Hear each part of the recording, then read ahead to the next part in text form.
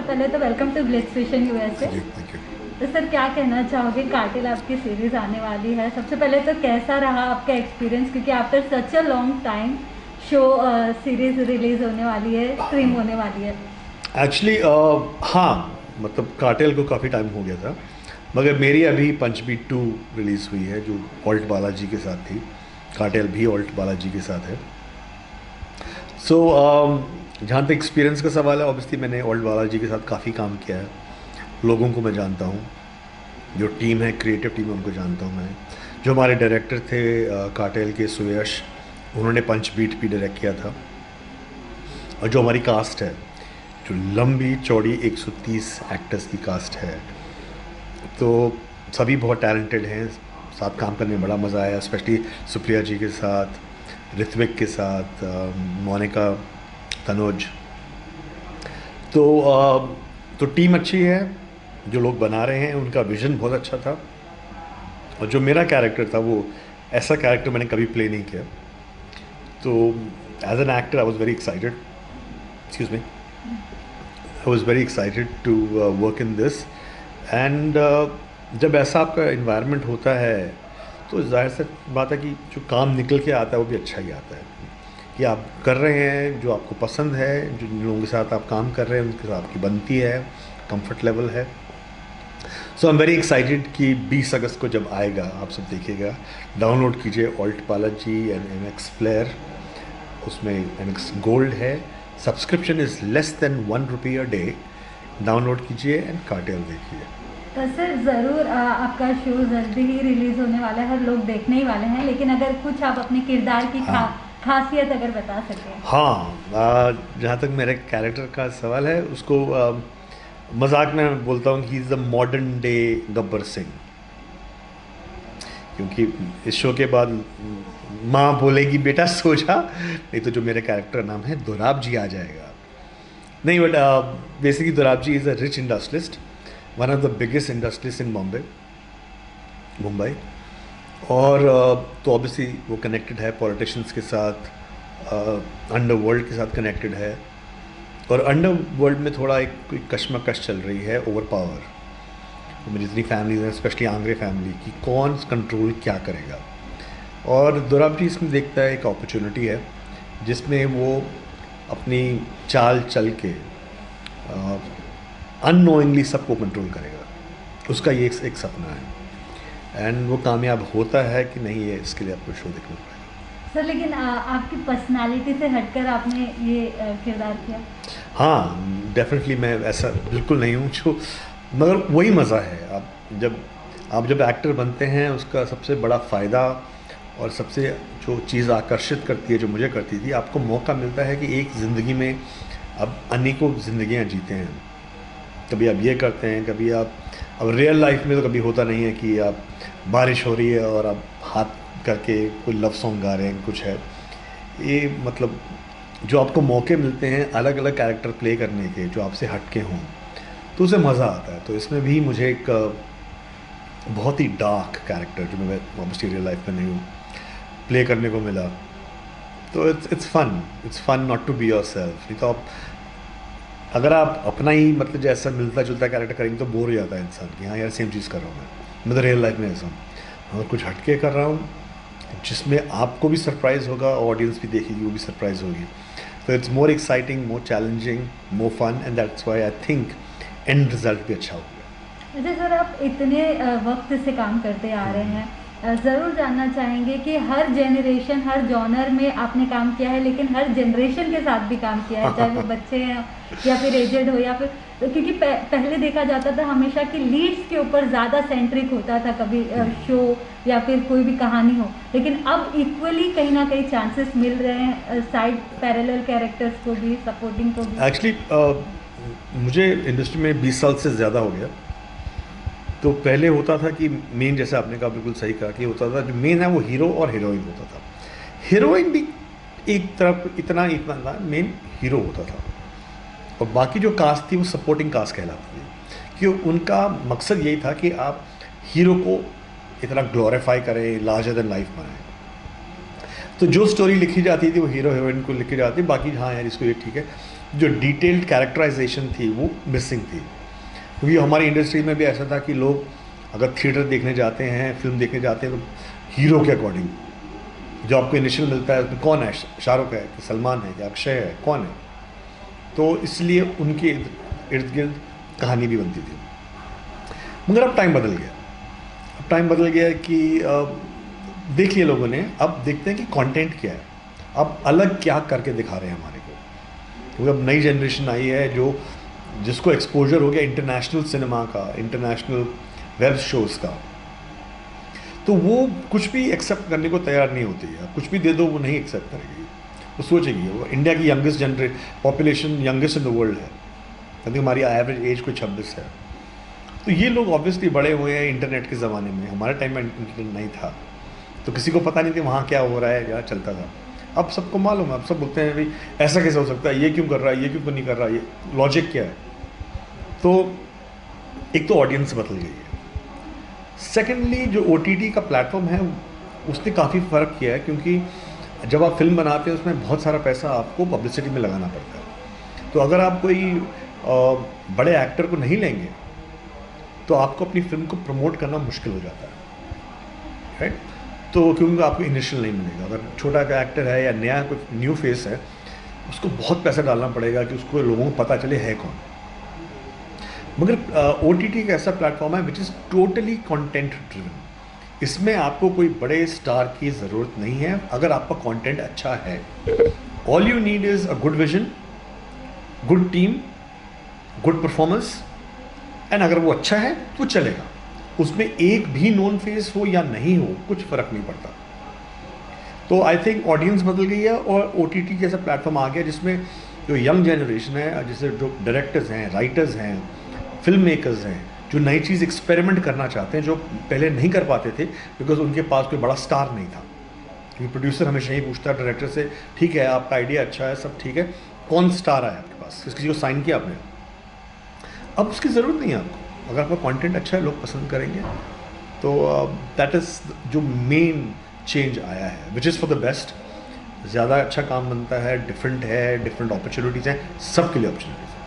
अच्छा सर, आपकी personal life की अगर बात की, जब बहुत ही ज़्यादा क्लोज नेट रहते हो, आप बहुत प्राइवेट रहे हो, लेकिन when it comes to acting हमें हमेशा किरदार अपना पोर्ट्रे करना होता है। तो कभी ऐसा हुआ है आपके साथ कि चैलेंजेस फेस हुए हो कि ये मैं नहीं कर पाऊँगी, like this are my limitations and boundaries? या होता है, कई बार ऐसा सीन आता है जो आपको, ये ऐसा कैरेक्टर आता है जो आप जस्टिफाई नहीं कर सकते। जो इसमें भी था एक्चुअली शो में, कि आपका जो अंदर का जो मॉरल्स होते हैं वो बोलते हैं यार ऐसा इंसान कर ही नहीं सकता, ये कैसे कर रहा है ये। तो फिर एक आपस में एक स्ट्रगल होती है कि यार फिर आपको सोचना पड़ता है कि मुझे अपनी पर्सनल वैल्यू सिस्टम को अलग करना पड़ेगा। ये एक कैरेक्टर है, मैं नहीं हूँ, मैं ये कैरेक्टर है, तो मैं फुल कन्विक्शन के साथ वो करूँगा। तो एक थोड़ा चैलेंज होता है क्योंकि आपकी पर्सनल अपनी सेंसिबिलिटी होती है। अब सिंपल बात है, मैं पर्सनल लाइफ में ज़्यादा गाली गलौच में बिलीव नहीं करता हूँ, लड़कियों के सामने तो बिल्कुल भी नहीं करूँगा मैं, तो मेरी अपब्रिंगिंग ऐसी है। मगर अगर आपका कैरेक्टर दिखाया है कि ऐसा कर रहा है तो आपको जितनी भी हिचकिचाहट हो आपको करना पड़ेगा। तो हाँ होता है, और स्पेशली आजकल I think because we are pushing the boundaries हर चीज़ में। अगर इंटीमेट सीन्स हैं उसमें भी बाउंड्रीज हम पुश कर रहे हैं, तो कभी डर तो नहीं, इन सेंस थोड़ा चैलेंजिंग रहता है कि आपको अपनी पर्सनल हेजिटेशन को हटाना पड़ता है। फिर होता है चलो भाई कैरेक्टर है ये तो करेगा, अब क्या करें इसका। तो वो एक पर्सन जो होती है उसको करना पड़ता है। But we have to push the limit. Here I'm an actor. Yeah. I will do whatever my director wants me to do, as long as कुछ बहुत ही गलत चीज़ नहीं दिखा रहे इन टर्म्स ऑफ, हाँ इन टर्म्स ऑफ सेंसिबिलिटीज़। मेरे लिए sensibilities important है। तो आई एम एन एक्टर, मुझे एक जिम्मेदारी दी गई है कि मुझे आपको ये कैरेक्टर प्ले करना है और कन्विक्शन से करना है, ऑनेस्टी के साथ करना है, और मैं वो करूँगा। तो I don't even question my director और द राइटर, वो मेरा काम नहीं है। मेरा काम है जो आपने मुझे दिया है, साइन करने से पहले जो सवाल है पूछ लूँगा। एक बार साइन कर लिया तो आई एम एन एक्टर, सो मुझे मतलब I can't use my personal morals कि यार ऐसे कैसे दिखा रहे हो, अगर दिखाया गया कि लड़कियों को आप मिसट्रीट कर रहे हो, अगर ये क्यों दिखा रहे हो, अगर भाई स्टोरी की डिमांड। और बाकी आपको you have to pay attention to who are the people you are working with, और इतना आपको उनमें कॉन्फिडेंस होना चाहिए कि they will not make a bad project, they will not make an indecent show. So that's that. हम we are all link in a chain, एक chain है। डायरेक्टर का काम अलग होता है, सिनेमाटोग्राफर का अलग, प्रोड्यूसर का अलग, राइटर का अलग, एक्टर का अलग। So I do my work and for that time it's मतलब it's very happy because Sameer Soni takes a break. Sameer Soni is not there any more. मैं कभी सेट पे अपना फ़ोन भी नहीं ले जाता हूँ। Phone is also in the vanity van because I am not Sameer any more. And I tell my wife कि यार देखो, जब मैं शूटिंग कर रहा हूँ मैं शूटिंग कर रहा हूँ, जब मैं घर में हूँगा मैं शूटिंग की बात नहीं करता हूँ, जब मैं शूटिंग में हूँ मैं घर की बात नहीं करता हूँ। दैट इज समथिंग जो आजकल लोग डिटैच नहीं हो पाते, चाहे वो हाँ, ये वो फ़ोन से नहीं डिटैच हो पाते, बाकी चीज़ों से क्या हो गया मेरे को। मतलब हमेशा मैं देखता हूँ, मैं कहता है कैसे कर रहे हो तुम लोग यार। और जो न्यू कमर्स हैं या यंगस्टर्स हैं उनको मैं बोलता भी हूँ, मैंने कहा फ़ोन नहीं होना चाहिए आपके पास सेट में, आप कैरेक्टर में होना चाहिए, आपको सफ़र करोगे आप। मगर ठीक है, मैं कौन होता हूँ उनको भाषण देने के लिए। But this is how I work. Phone is always in the van because होता है ना कि समीर ये है, दोराब जी ये है। जब मैं दोराब जी बन गया हूँ, जब मैं फ़ोन उठाऊँगा तो मैं वापस समीर बन जाऊँगा। तो ये बैक एंड फोर्थ मेरे लिए मुश्किल रहता है। शायद बाकी लोग कर सकते हैं, मुझे नहीं मालूम, बट मेरे लिए जो आसान रहता है कि once I am in character I stick to that and stay that. Once pack up हो जाता है then I can be myself. So yeah completely agree sir. Okay, तो सबसे पहले तो welcome to Glitz Vision USA. Hi. कैसे हो आप, मतलब क्या कहना चाहोगे सबसे पहले तो? मैं ठीक हूँ यार, काफ़ी एक्साइटेड हूँ क्योंकि हमारा शो आ रहा है कार्टेल, काफ़ी बड़ा शो है और काफ़ी मेहनत से, काफ़ी प्यार से हम सब ने बनाया है ये शो। तो बस तो बहुत अच्छा है शो का, ट्रेलर और टीज़र आने के बाद। और मेरा भी एक अलग लुक है। मैंने ज़्यादातर मराठी में काम किया है, बट अब ये मेरा पहले शो था हिंदी में जो मैंने साइन किया था। तो मैं भी यार काफ़ी एक्साइटेड हूँ कार्टेल के लिए। And what do you have to say about the star cast? जितनी भी कास्ट है, आई थिंक सबसे ज़्यादा बड़ी टीम है ये। या मुझे लगता है कि the best part about this show is the star cast and the writing. Because एक तो राइटिंग इतनी अच्छी है, इतनी इंटेंस राइटिंग है, और उस राइटिंग को जस्टिफाई करने के लिए यू नीड गुड एक्टर्स। मतलब ऐसे होता है नहीं कि राइटिंग अगर एक लेवल पे हो तो और प्रेशर आ जाता है आप पे वो शो अच्छा बनाने के लिए। तो मुझे लगता है कि कास्टिंग के मामले में तो क्रिएटिव जो लोग हैं जिन्होंने कास्टिंग की है उनको फुल मार्क्स है यार। It is very difficult to make such a big show with such a big cast. There are around 138 actors in the show. तो बहुत मज़ा आया इन सब के साथ काम करने में। And how about if I'll ask you about your character, कि किस तरह से डेवलप हुआ है ग्राफ में, क्या कहना चाहोगे? मेरे कैरेक्टर का नाम है धवल जाधव। वो एक एनवायरमेंटलिस्ट है और वो अपने फील्ड में काफ़ी अच्छा काम कर रहा है, but he is also inclined towards politics. तो अब ये शो देखने के बाद आप समझेंगे कि वैसे ये जो धवल जाधव है ये एक अंडरडॉग है। वो कैसे डिफरेंस करता है सोसाइटी में, वो कैसे चीज़ें अचीव करता है, और ये चीज़ें अचीव करने के मामले में क्या वो हमेशा अच्छा इंसान रहता है या थोड़ा ग्रे शेड की तरफ झुकता है, वो तो आपको शो देखने के बाद ही समझेगा। जिस तरह से वेब शो का आजकल ट्रेंड चला हुआ है, so how you see the content, the kind of content they are serving? नहीं, मुझे लगता है कि कोई नया शो आता है, the subject is a very very important thing. और अगर मुझे ऐसा लगता है कि अगर शो अच्छा नहीं हो तो ऑडियंस डेफिनेटली नहीं देखती है। बिकॉज सिनेमा हॉल में आप जाते हो तो आप एक टिकट खरीद के अंदर जाते हो और आपको पता होता है कि 2.5-3 घंटे मुझे यहाँ पे गुजारने हैं। बट वेब क्या है, आप लोग हमारे फ़ोन्स पे देख लेते हैं, लैपटॉप्स पे देखते हैं, पर्सनल टीवी पे देखते हैं। तो वो उसमें टाइम इन्वेस्ट करना ये काफ़ी चैलेंजिंग चीज़ है। अगर आपको लगे एक एपिसोड देखने के बाद कि यार मुझे तो इंटरेस्ट नहीं आ रहा है शो में, ये तो एक्साइटिंग नहीं लग रहा है, तो आप डेफिनेटली बंद कर दोगे। बट मुझे यही बात बहुत चैलेंजिंग लगती है कि अगर इतना बड़ा शो है काटिल जैसा, जिसमें इतने कैरेक्टर्स है, इतने टर्न्स एंड ट्विस्ट्स है, इतना इमोशंस है, इतने ड्रामा है शो में, इतना एक्शन है। तो जब मतलब मैंने जो स्क्रिप्ट पढ़ा था इस शो का, तो मुझे ऐसा लगा कि यार एक एपिसोड ख़त्म होते ही definitely I want to watch the second episode and then the third, fourth and eventually all the episodes. तो वो बात है इस शो में, it will definitely generate your interest and it will excite you. और आप जब ये शो देखोगे तो आपको ऐसे लगेगा कि यार मैंने जो कुछ भी टाइम इसमें इन्वेस्ट किया है वो डेफिनेटली मैंने काफ़ी इन्जॉय किया और ये शो ने मुझे काफ़ी एंटरटेन किया है। ग्रेट। इसी के साथ साथ जरूर जानना चाहूँगी, आपने मराठी इंडस्ट्री में भी काम किया या और अब यहाँ पर भी आप कर रहे हो, क्या डिफरेंस महसूस करते हो? क्योंकि मराठी अगर कंटेंट की बात की जाए तो वो एक पर्टिकुलरली कम्युनिटी को या फिर किसी को समझ में, क्योंकि lingual so which platform do prefer the most, like जो आपको ऐसा लगता हो कि यूनिवर्सली कहीं ना कहीं फेम देता हो या पॉपुलैरिटी देता हो? नहीं, आई थिंक पिछले 4-5 सालों में OTT प्लेटफॉर्म्स जैसे जिस तरीके से बढ़ रहे हैं, आई थिंक ऑडियंस का टेस्ट भी काफ़ी डेवलप हो गया है। और मुझे लगता है स्पेशली ड्यूरिंग द लॉकडाउन जबकि सिनेमा हॉल्स बंद थे, लोगों ने काफ़ी OTT प्लेटफॉर्म्स पे शोज़ देखे हैं। और सिर्फ इंडियन नहीं तो हम लोग इंटरनेशनल कंटेंट देखते हैं। तो जब कोई इंडिया में भी शो बनाता है तो you have to understand that you have to make a show which is internationally very appealing, जो एक इंटरनेशनल स्टैंडर्ड्स का शो बने। तो वैसा ही शो है कार्टेल। मराठी फिल्में भी काफ़ी कंटेंट ओरिएंटेड फिल्में बन रही है पिछले काफ़ी सालों से। तो वो बात तो डेफिनेटली मुझे दोनों इंडस्ट्रीज़ में सेम लगती है कि content is the king for sure. Okay, इसी के साथ मैं ज़रूर जानना चाहूँगी, मैं काफ़ी सारे एक्टर्स हैं जो अब मतलब फिल्म वेब और इन सब के बाद अब रियलिटी शोज भी ट्राई कर रहे हैं। सो एनी फ्यूचर प्लान्स, कभी आप रियलिटी शो का हिस्सा बनते हुए दिखाई देंगे? नहीं, देखिए मेरे लाइफ में जो रियलिटी है ना उसमें काफ़ी ड्रामा वैसे भी चल रहा है, तो मुझे अब वो रियलिटी शो में जाके ड्रामा क्रिएट करने की वैसे ज़रूरत नहीं है। I think I will stick to acting.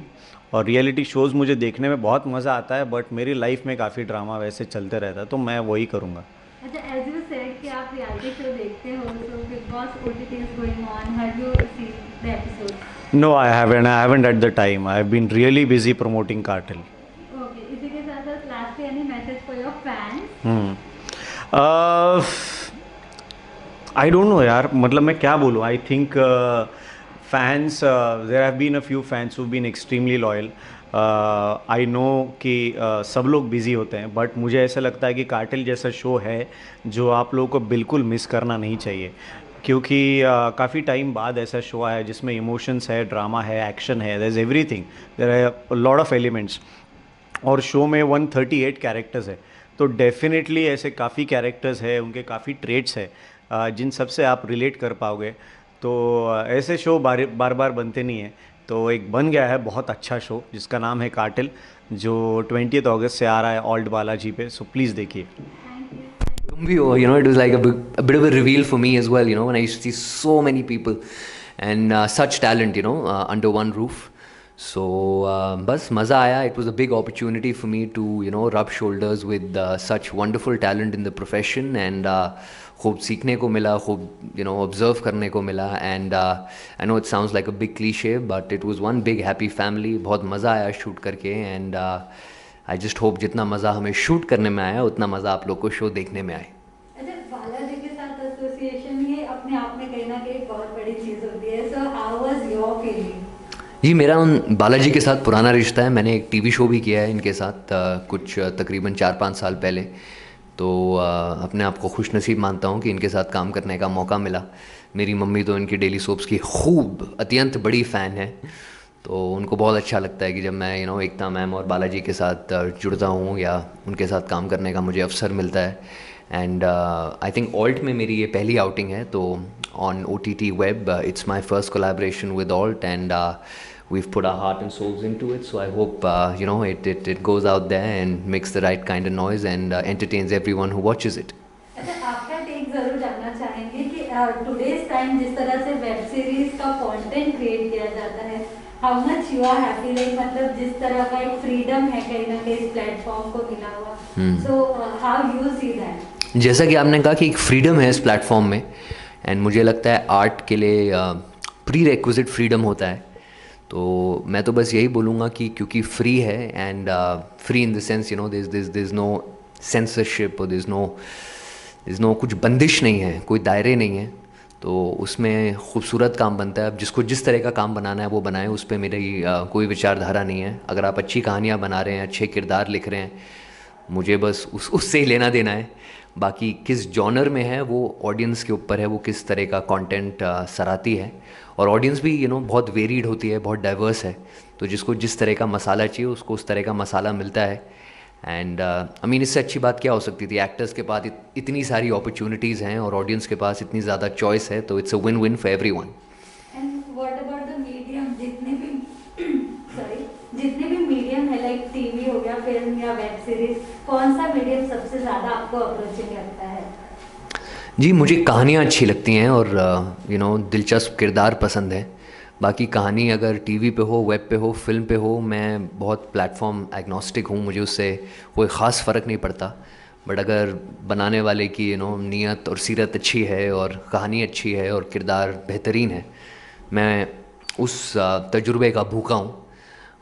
वो तजुर्बा मुझे फिल्म, टीवी, वेब जहाँ मिले, मैं उसको I am just gonna bite into it. अच्छा, आपके एक्टिंग के तो सभी दीवाने हैं ही फैंस, लेकिन इसी के साथ साथ अगर कभी रियलिटी शो का तड़का लग जाए उसमें, लाइक कभी अगर कोई रियलिटी शो ऑफर हो, तो उसके लिए कितने ओपन हैं आप?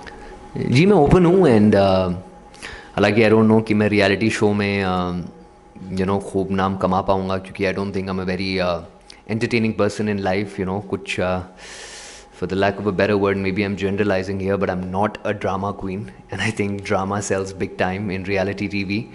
So मैं कहीं ना कहीं स्क्रिप्ट का मोहताज हूँ। तो अगर स्क्रिप्ट नहीं है तो आई think I struggle, but never say never.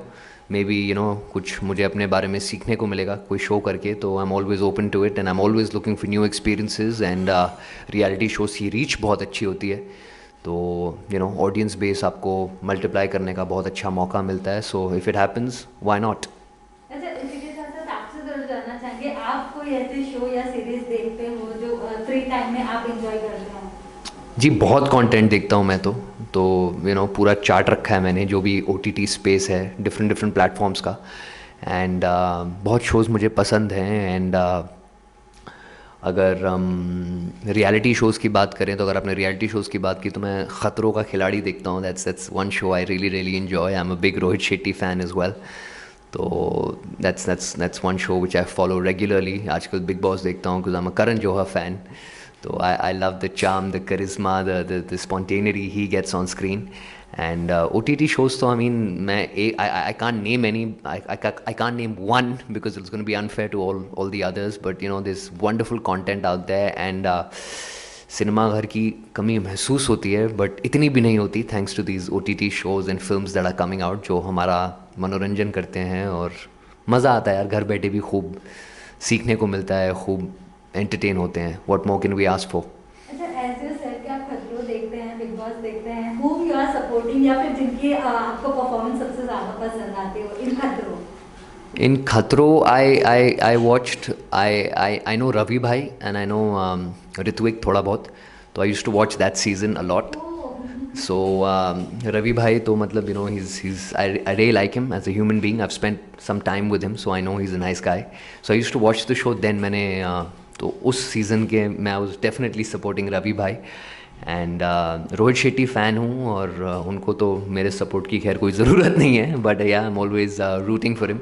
And big boss में तो I am just a KJo fan, I don't think he likes the term Kejo, that's what he said. So yeah, I'm a Karan Johar fan and I watched the show for him and I'm supporting him, that's it. Okay, lastly, any message for fans?